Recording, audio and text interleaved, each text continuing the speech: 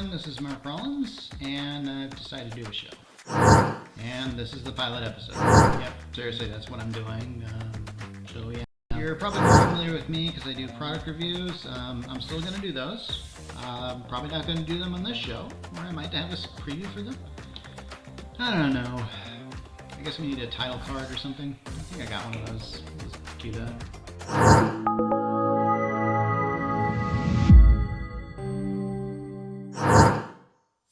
That's not really going to be our logo, right? That's just a placeholder? Yeah, these days all you need is like a title card and a few notes, so that's checked off the list. Okay, and starting the show, the first episode of the show is trying to figure out what the show's about, so I better say a few things. Here's the thing, I'm not an idiot. It should be obvious. Stop typing that negative comment in there. Now, I know there are millions of shows on YouTube, and only a few really stand out, and they get millions of hits, and some of them get $1 million, or maybe they don't. I really don't know how this whole process works. I just like watching them, so hey. I mean, I'm thinking of a few I watch. Nostalgia Critic, I got into him a while ago. Angry Video Game Nerd, watch him. Makara, I really like him. There's always a handful of people that every once in a while I'll just go on the internet and I'll discover some guy, and then I'll discover like, wow, they have 100 videos, and I'll watch their 100 videos and I'll laugh a lot. Some of these guys have a lot of personality, and I'm guessing that there's a sense where you have to really present yourself really well, and if people like that presentation, they'll watch your videos. So yeah, I'm hoping that'll happen to me. I guess the reason why I'm doing it is because of subscribers. I might as well just get that out of the way. But I also am doing it just to keep myself entertained. I might as well just say that. So yeah, go ahead and do that thing, like and subscribe, all that. Maybe you have already subscribed, and maybe I'm in your feed or whatever, so yeah. Hey, Mark. Yes? Yeah, most of these online critics, they like to do this thing where they like talk to themselves, you know, and then film it and then edit and post. So that's what we're doing? Can you find someone else to play you right now? Not at 10 in the morning, no. Then you're doing that.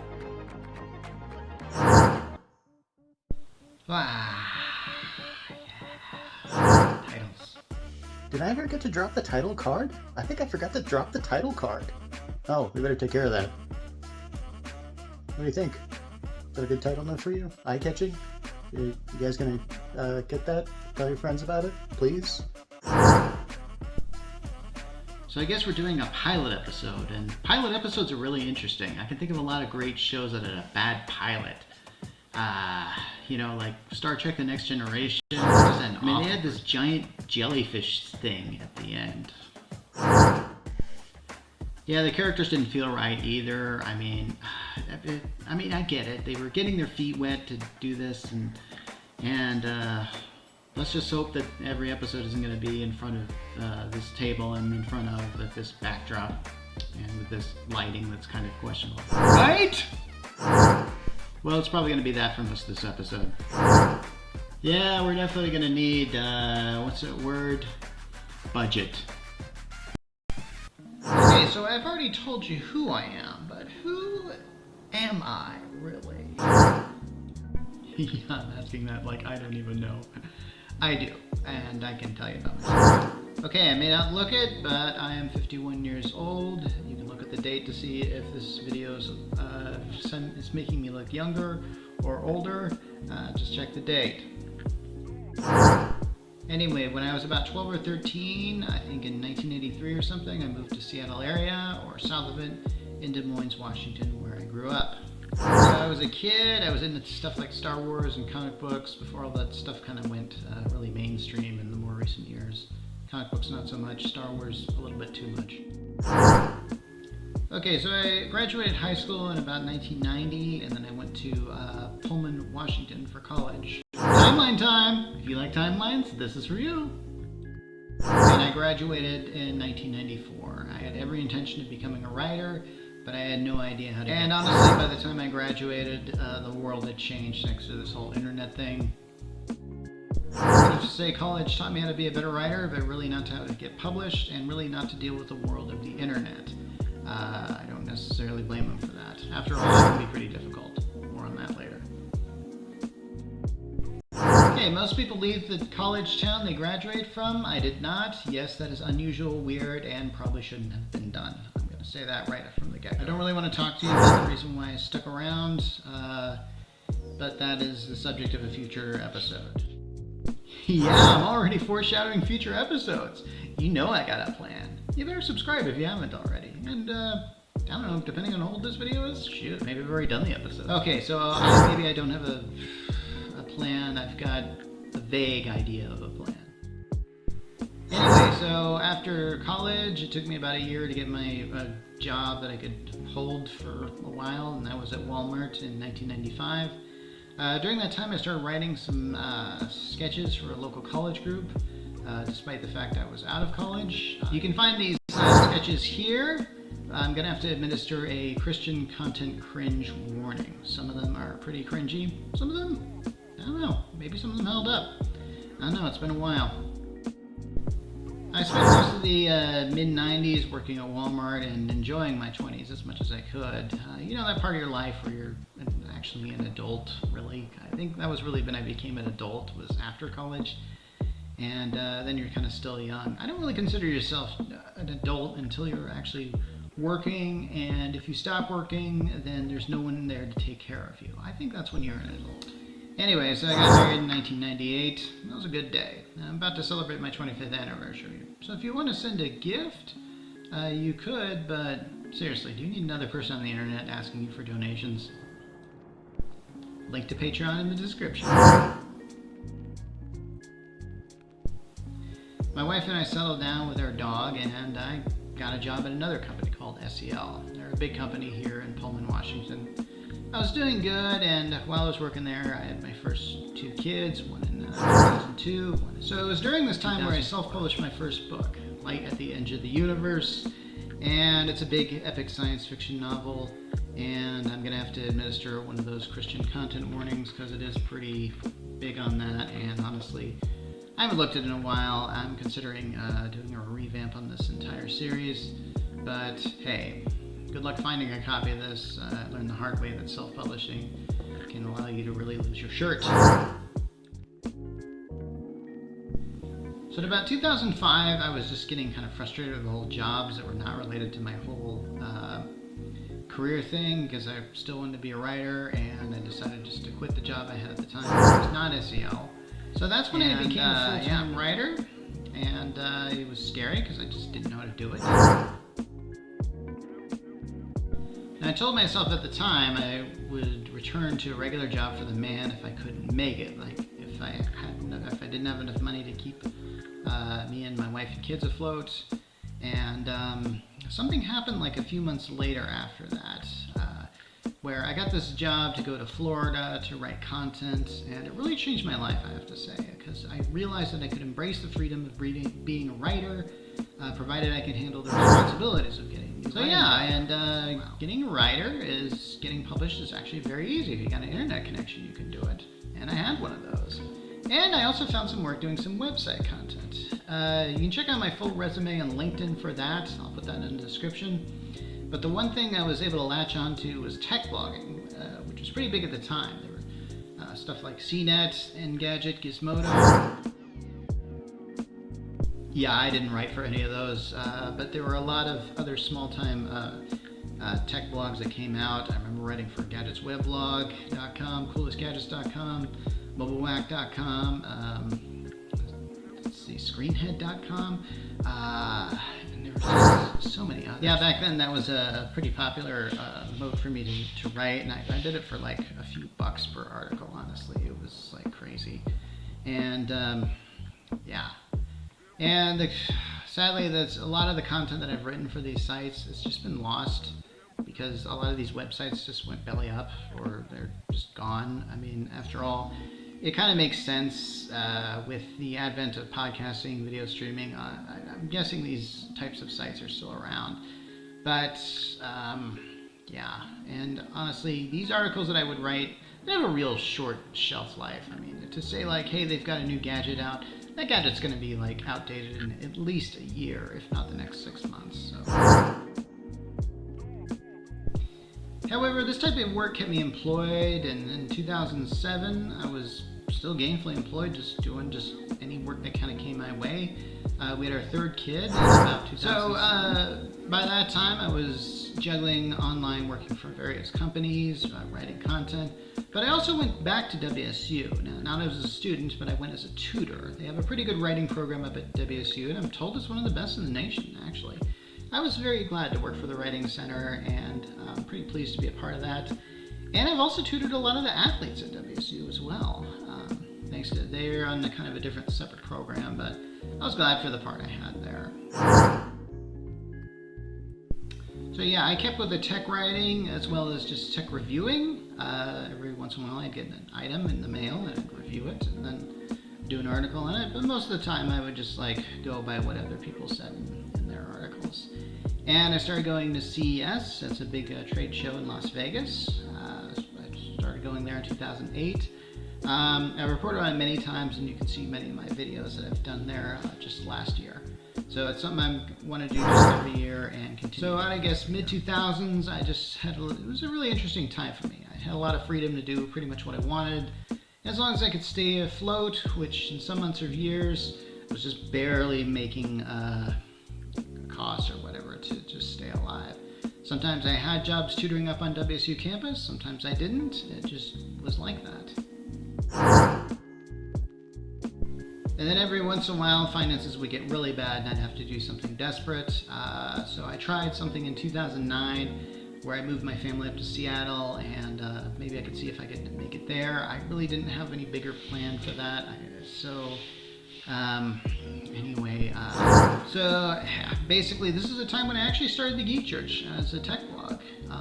It was definitely had a different vision back then, but I kept posting on it continuously, and I still do. So while I was in Seattle, I didn't really know where to look, and there were things holding me back. More on that later. Eventually, we moved back to Pullman after I found remote work, and things went really well until 2010. A tragedy happened when my best friend Aikiguatu passed away, and that's easily worth an episode about, and I'll get to that one. It'll be a pretty sad episode, though. Anyway, this is about the time I just started getting book deals. At CES one year, I met this guy who worked for a company called A-Press. And at the time, I had an Android phone, and I managed to talk him into letting me do this book about Android apps development. I didn't know anything about Android apps development at the time. I didn't know about marketing on Android at the time. I did it because I had an Android phone. And of course, this led to another book deal where I wrote about the Kindle Fire. I really thought this was going to be Fire, I guess. This is not really as big of a product. They still make it, but this book, of course, wasn't really that big of a hit. And if you want, I think I have like 50 other copies of this. It's crazy. Anyway, in 2012, tragedy struck again as we were involved in a serious car accident which wrecked our van. Again, a story for another time. Not really looking promising in all kinds of episodes here. Anyway, so during that time, around 2010s or something like that, I kind of went with this weird thing where I was actually making it, just writing books. And so I wrote like a second edition of that Android marketing book, and then I kind of got into Lego books. I really like Lego, so I wrote this book on Lego Technics, and then I wrote this one on Lego Technic Robotics. And then the Mindstorms set, the EV3, came out. I have no idea what version they're on now, but I thought I'd get in really big with it by writing this book here, and yeah. So I have to admit, these books haven't really made me a lot of money, but then again, I'm not exactly writing bestsellers here. But hey. We should also do an episode about Lego or something like that. Anyway, I also wrote this book of fiction, which I had published through a small publisher called The Labyrinth House. And this is a series I'm still trying to jumpstart. I've got 2 more books planned in this. I actually had a second book written for this, but then the publishing house went under before it got published. So if you know somebody who knows an agent or a publisher and is interested in the next sci-fi franchise / fantasy franchise, this is it right here. This will make a great series or something like that. But hey, should we do an episode about this? I don't know. Maybe, actually, I'd rather have you just read the book. So that was in 2014, and I started getting that gig at the Gospel Herald, and I wrote a few articles a day, and this is just a small internet journal that dealt with all kinds of things, and I wrote articles based on entertainment technology, and some of them got a lot of hits. I was very surprised. I remember writing an article about the show Daredevil, which got it was like #1, and in the Google search thing. I have no idea how I got that, just by accident, I guess, and it got millions and millions of hits. Boy, man, my employer was pleased that day, so they kept me on for a little while longer. And unfortunately, that kind of, I don't know if it really went under, but they really couldn't afford me to have me on anymore, which was kind of which was a real shame. And nowadays I look at the Gospel Herald, and it's totally hardcore Christian with no trace of the articles I've written. But considering the articles that I wrote had a short shelf life, like my tech articles. So yeah, in 2016, when the Gospel Herald let me off, I was drowning in debt, was not able to find any writing jobs, and this can happen at times when you're a writer or an actor or someone who lives consistently from job to job, is sometimes the work just runs out. There's really nothing you can do even when you try your hardest sometimes. I did have a book deal. I did my last book with A Press here. This book is about 5 years old, and it's basically about Jimu robots. This is kind of a Lego-like kind of toy that's automated. I don't think it sold very well at all, and honestly, the illustrations in it are really, also it's very small in size. And they told me they were going to put them in color, and they didn't. And yeah, it's a complaint, I know. Maybe I'll get back to A Press sometime, who knows. My point is that I had to quit being a full-time writer, and I went back to Walmart. And eventually I worked there pretty hard, got to the electronics department, which I was pretty well qualified there. And I stayed there until 2022, and then I had to quit, and I'm not going to get into why I did that. Dang, there's a lot of future episodes being promised here, isn't there? So, like I said before, I kept reviewing products in the Geek Church at the time. It's a constant thing I keep doing. And, in 2020, when the rest of the world wasn't doing so good, I actually started my YouTube channel on the Geek Church and have been doing kind of well as far as like getting products out and getting consistent. So I'm currently working for this one company, a marketing company based in Pullman, on a part-time basis. And I focus a lot of my other work on doing more reviews and hopefully this show. I'm at about 500 subscribers on YouTube, and I've got about 20,000 on TikTok. So, hey. I want to do more, and I want to show you guys more. Some of you guys know, and I've done a recent video on this, that I'm on the autism spectrum. And I've done a video, I guess we'll call that our episode 0 video, devoted to that. I'll probably talk about a lot of things on the autism spectrum here. In fact, I think me being on the autism spectrum is going to be this running theme of my show. It's the reason I think in my life I just really haven't achieved a lot of the dreams that I have really wanted to. I think something has held me back, and that has been a constant weight holding me down. But I'm also not going to say that, hey, it could be me holding me back, because I don't know. So I guess I found out what I want my show to be about. It's going to be about me. Yeah, I'm a wannabe influencer. I haven't really talked to, but I want to really start talking about things that that I want to talk about, and in some cases difficult to talk about. Definitely want to do like maybe one episode a week, which means I'll have about 50 a year. Take a few weeks off for vacation. But hey, a lot of YouTubers are very consistent with 2 episodes a week. I like that. So yeah, maybe we can start doing that. And geez, I still don't know what I'm going to cover next week, but I'm going to tell you what I'm going through now. Recently, I've discovered that I've had a lot of pains in my back. It's been very awful. It's just been constant pain is the issue. When I went to the doctor, he looked into my record, realized that I had gallstones that were discovered, and I had actually forgotten that had been done about 10 years ago. So they decided to remove my gallbladder and the stones therein. And so now I don't have a gallbladder, and I had to take a week off where I just basically rested. And during this time, I kept thinking, like, how am I going to market myself? How am I going to get more work done? I just want to do so much in my life. As I said before, I'm 51. I think my health might take a dive, and I've just found out a few weeks ago that I might need another surgery, because apparently the source of the pain in my back is a herniated disc, which as a result is just probably needs to be fixed via surgery, and that's going to be a pain. And honestly, this whole thing is kind of painful, really. This whole thing with my health has really kind of sapped out my life, and has really made it hard to do other work. This is why you haven't seen as many videos as I used to do, which during the holiday season I do like several a week, just because I got so much coming through. But these days in the spring and summertime is kind of a slump for me.